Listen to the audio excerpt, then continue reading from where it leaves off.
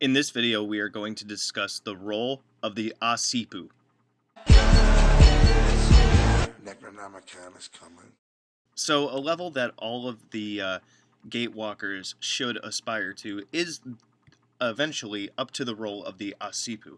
Now, the Asipu is the Mesopotamian exorcist, and the reason why we turn to exorcism, let's look at a little bit of context. Okay, one of the main element that is discussed in the Necronomicon is that of fire. Fire is cleansing. Fire banishes things. Fire destroys things, and it's the I'm trying to think of the context that I was trying to use. But yeah, it's essentially banishing and whatnot. And if you think about it, the Ara star, the symbol of the covenant, all negative entities flee before it. So we have the power to remove any negative entities. So let's look at a little bit of a medical context. So because they didn't understand medical problems as being problems with our actual physicality, from like sickness to mental illness, things like that, the Mesopotamians believed that all of these maladies and ailments and illnesses were caused by negative spirits, which is talked about in the Necronomicon. So I'm going to switch over to part of the Magan text here. In the on the descent of Ishtar, we have what Ereshkigal did to her. Against the eyes, the demons of the eyes. Against her sides, the demons of the sides. Against her heart, the demons of the heart. Against her feet, the demons of the feet. Against her head, the demons of the head. Against her entire body, the demons of Kur. So, what can we get from this? We can get the idea that certain entities, certain negative spirits, affect certain parts of the body. Then there's also the idea of the Gidim and the Gula, basically the spirits of the dead, when they are buried improperly or when they are not honored, they can afflict the living with maledictions. And it was believed that if you have a certain a given type of sickness, that it was caused by either a demon, a negative spirit such as the ones that I listed, and just negative entities in general. And it was the Asipu's job to banish that, which is why I also looked into the Surfu tablets. You guys should take a look at those for further context on this stuff. So the Surfu tablets, if I can dig myself over to it, Surfu. I'm digging through my manuscript right now. Let's see. Here we go. Yep. These tablets, the Surfu tablets, reference two concepts, tapu and tapti. Taptu can be understood as a sickness, whether caused by bacteria, viruses, or other maladies. Tapti are negative energies that come from drinking out of unclean cups, sitting in the sun, destroying plants, killing young animals, or praying with unclean hands, as well as other actions frowned upon. It was decided... Oh yeah, blah, blah, blah. I'll skip this part. Let's see. So the Surfu tablets, which are incantations for removing maladies from individuals who are believed to have been affected by evil spirits, ill wishes from others, or from their own negativity.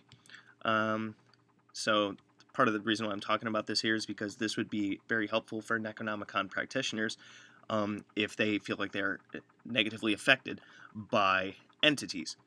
So let's see. Let's see. Oh yeah, when you are working with the Surfu tablets, you have to have a substitute to kind of carry away or the negative tapu and tapti. It's a way of removing it. Essentially, it's taking that negative karma, I guess you could say, and transporting it onto an effigy, and then destroying it. So let's see if I can continue. Now, where do we get negative tapu and tapti? You get it from violating the... Noise upstairs. Wait. From violating the May. The May are like sacred rules. May being M-E. So, let's see. Here we go.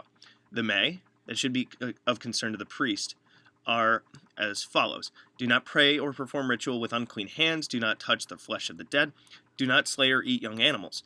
Do not remove plants from the ground if they are well nourished and thriving. On each seventh day, no meat shall be eaten that has been cooked over coals, nor bread cooked in ashes. White shall not be worn on the seventh day of the week. No voice should be raised on the seventh day of the week. No secrets be said or decided on the seventh day of the week. No doctor may see a patient on the seventh day. No vehicle may be driven on the seventh day. No curses or baneful magic may be cast on the 7th day. Now, these are all rules that I really try to follow. Other me that were decreed on proper and effective execution of various trades, such as the making of beer, swordsmanship, and other weapon skills, musical instruments, writing, building, and leatherworking. Others insist on a moral code guarding against slanderous speech, theft, and destruction of property, and being kind to one another. So it's kind of like, 10 Commandments-ish, kind of stuff like that. Don't be gross, don't be stupid, be clean, and be a nice person. Let's see. So, let's see. There's a couple of incantations, such as the Moral Council, the Incantation of Eridu, Incantation of the Questioning of the Offense. There's even a prayer of Marduk to remove Tapu and Tapti. And there's the Lament of the Afflicted. And the Lament of the Afflicted, I got all these from Sumerian tablets, is very, very much like what the Mad Arab, or what the... I don't like to use Mad Arab because we technically don't know if that's his title, but what the author of the Simonomicon writes about in the second testimony, where he says, "Who did I offend? What bad did I do?" It's very much written in the same kind of language. It's a rather long poem. So, in such rites, it's imperative that the priest asks for forgiveness and confesses his own transgressions and wrongdoings before Master Enki, to be absolved of all evils and purified from Tapu and Tapti. If the priest is performing a healing for a victim of Tapu and Tapti, it is the duty of the priest to hear the transgressions and wrongdoings, kind of like a confession, honestly from the oppressed, and deliver these violations to Enki and ask for the forgiveness on behalf of the oppressed. So you can also do this on yourself. After the ritual is performed for removal of Tapu and Tapti, it is important to make offerings to Enki through his created servants Kugaru and Kulaturu, which are also the ones that saved Ishtar from the underworld and brought the food of life and water of life. Ask Kugaru to bless the bread on behalf of Enki. Ask Kulaturu to bless the honey on behalf of Enki. That gives you a clue on the food of life and water of life. Then it is customary to feast in Enki's honor. And the other thing about feasting, whenever you see, feasting in a ritual, that's grounding at the end of it to ground the energies that you raised. I got a little cat coming up here. As long as you don't bite me, you're good. So, let's see. If I can go back to my tablet of names here. Let's see. Demon of the... Yep. Let's see, where do we got this? Alright. So, for example, you have the Gigim, which are demons of the intestines. Idpa, which is demons of the head. There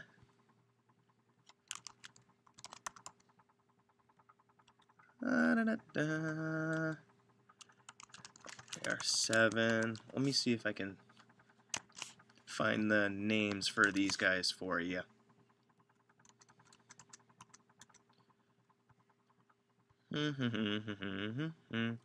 Yep, the evil 7 by name: Idpa, Namtar, Utuk, Alal, Gigim, Telal, and Uruku. So, those are the 7 Anunnaki demons, which are the most common ones for affecting your own physicality. Namtar, in specifics, is the counterpart of Enki. That's really Enki's watcher. So I would say that because it's his watcher, it's his most powerful magic, and Enki's tied with water, and water's tied with emotion and thought. Although some circles have thought being tied with air. Basically, what I'm trying to get at here is Namtar is really a demon of the mind. So we're talking like depression and psychological issues, PTSD, stuff like that.